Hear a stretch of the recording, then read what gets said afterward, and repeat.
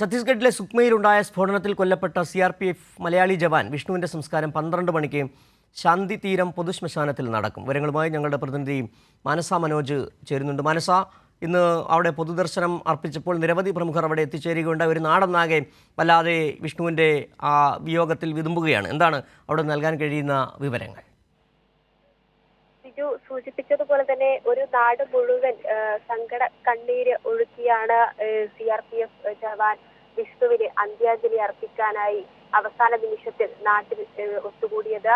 ഇന്ന് പുലർച്ചെ 1:30 വിഷ്ണുവിന്റെ മൃതദേഹം വിമാനത്താവളത്തിൽ എത്തിച്ചത്. ശേഷം നന്ദിയോട് തെറ്റച്ചലിൽ വിഷ്ണുവിന്റെ സ്വന്തം നാട്ടിൽ എത്തിച്ചു.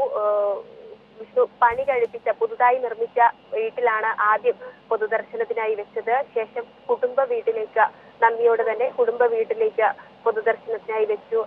10 മണിയോടെ നന്ദിയോട് ജംഗ്ഷനിൽ, അതായത് പ്രദേശവാസികൾക്കും നാട്ടുകാർക്കും അവസാനമായി ഒരു നോക്ക് കാണാനുള്ള ഒരു അവസരമൊരുക്കി ഈ നന്ദിയോട് ജംഗ്ഷനിലും ഒരു പൊതുദർശനം വെച്ചിരുന്നു. ശേഷമാണ് വിഷ്ണു പ്രാഥമിക വിദ്യാഭ്യാസം നേടിയ SKV ഹയർ സെക്കൻഡറി സ്കൂളിൽ പൊതുദർശനത്തിനായി എത്തിച്ചത്.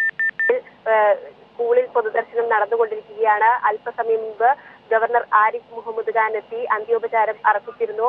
നിരവധി ആളുകളാണ്, വിദ്യാർത്ഥികളും അതോടൊപ്പം തന്നെ നാട്ടുകാരും വിഷ്ണുവിന്റെ വിയോഗം അറിഞ്ഞെത്തിയ എല്ലാവരും തന്നെ അവസാനമായി വിഷ്ണുവിനെ കാണാനായി ഒരു നോക്ക് കാണാനായി എത്തിയത്. ശരി, മാനസ മനോജാണ് വിവരങ്ങൾ നൽകിയത്. ഛത്തീസ്ഗഡിലെ സുക്മയിലുണ്ടായ സ്ഫോടനത്തിൽ കൊല്ലപ്പെട്ട CRPF മലയാളി ജവാൻ വിഷ്ണുവിന്റെ സംസ്കാരം 12 മണിക്ക് ശാന്തിതീരം പൊതു ശ്മശാനത്തിൽ നടക്കുമ്പോഴും സ്കൂളിൽ പൊതുദർശനം നടന്നുകൊണ്ടിരിക്കുകയാണ്. വിവരങ്ങളാണ് മാനസ നൽകിയത്.